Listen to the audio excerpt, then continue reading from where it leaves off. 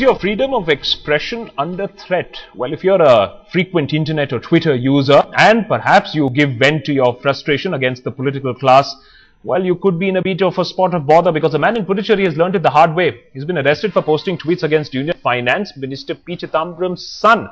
46-year-old small-scale industrialist Ravi Srinivasan was arrested by the local crime branch wing of the CID after Karti Chidambaram filed a complaint against him. However, the court released him on bail because the offence was bailable.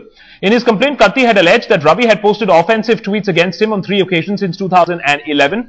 Ravi was arrested under Section 66A of the IT Act. The accused, in his tweets, had questioned the rise in Chidambaram's son's wealth. He'd also claimed that Karti Chidambaram had amassed wealth more than Sonia Gandhi's son-in-law, Robert Vadra. In the meantime, soon after his release, Ravi hit out at Chidambaram and his son.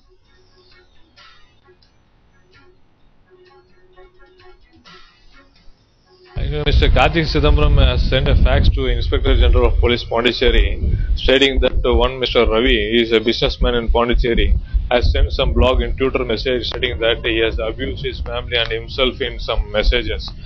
Based on that fax message, the CBCD police has registered a case FIR without even examining Karti Chidambaram without even recording his statement. We moved a bail application stating that we also fighted for that, stating that the fax message cannot be considered as an FIR. Alright, it seems that a fax message resulted in an FIR and a very quick arrest without investigation of the facts. Obviously, this has opened up the whole debate of freedom of speech. Where does that stop? Where does libel and slander start? And can a person be arrested? Pawan Duggal now joins us for more on this to understand exactly where does your freedom of expression stop. Mr. Duggal, even if a man is indulging in slander and he's making false accusation against me, if I send a report to the police station, can that man be arrested in such a short time? Is that the done thing? Is that the law? Well, the law says that any person who engages in such activity can be arrested. However, the practical reality is that most of the times the police does not want to act. They're extremely hesitant, and invariably you will find it such a tall order and challenge to try to get an FIR registered. So the kind of speed that has been shown in the present case has been unprecedented. Okay, Mr. Duggal, could you just hang on for a second because Subramaniam Swamy also joins us here on Headlines today. Mr. Swamy, appreciate your joining us just because you are also a legal expert. Does it shock you legally also? Will your report, will my report, because I'm sure you also have people commenting on your Twitter account and I certainly do, will that have that kind of a quick impact and facts from my side results in a very quick arrest without investigation? This action against one that small-time industrialist called Ravi is a reckless disregard of the Constitution.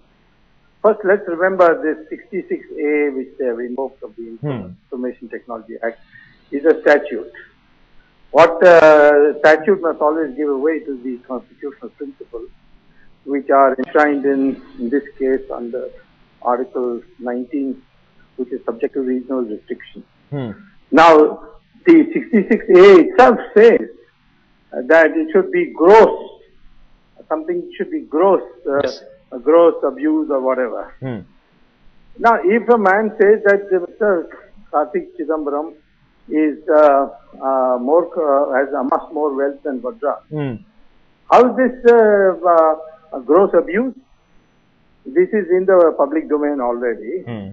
This is an opinion, and you can't deprive a man of his personal liberty on such a flimsy thing. I have not known any democratic society outside India where a person is deprived of his liberty merely because he said something which was offensive or defamatory. In fact, most countries have now abolished criminal defamation law itself. They only have suits, civil suits that you can file for damages and so on.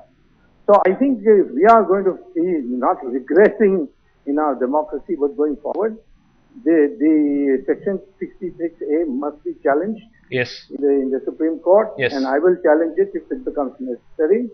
And if someone files a case against me, it will become very easy. But for me to appear for someone else might be more difficult. But still, the scope is there in the public interest. Mr. Swamy, before I go back to Mr. Duggal about 66A, what I also want to know from you is, do you notice there is a pattern? This is not an isolated incident. Why we are worried is because journalists have been summoned by the government earlier, Twitter accounts have been banned by the government earlier. Is there increasing intolerance to this sort of criticism or even some of the commentary? It may be unwarranted, but is it illegal, sir? Well, I think it's not intolerance, it is more panic. They know that if a government comes which is not amenable to them, which they cannot cartelize, which they cannot have their nominee in the opposition or in the government, then the present ruling party, many of them will suffer a great deal of incarceration because of corruption and so many other things, including anti-national acts. Okay. So I think that's really what they're trying to do. They're trying to induce fear. That's all, nothing more. Absolutely, trying to induce fear, and hopefully that won't happen. Mr. Swami, many thanks for joining us. Mr. Duggal, a quick question to you also. A point about 66A being made. Gross insult, gross violation, obviously open to interpretation very conveniently by the people who are in position of power. Surely, I think 66A is a historical mistake in the manner in which it has been drafted. It was quickly put in the IT Act amendments after the 2611 attacks. And it uses such huge, vast ambit words that are capable of so much distinctive kinds of interpretations. For example, 66 says, when you send information that's grossly offensive or has menacing character, who will determine that? Can any complainant say that your information is grossly offensive? Will the law enforcement believe that?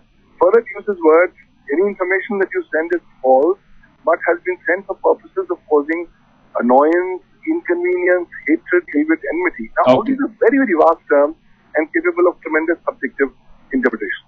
Okay, so who gets to interpret? Perhaps the rich and the powerful get to interpret, and that's why I think it definitely needs to be challenged. Pavan Duggal, thanks for joining us. Subramaniam Swami telling us here on Headlines today, 66A needs to be challenged of the IT Act, and perhaps he will do so.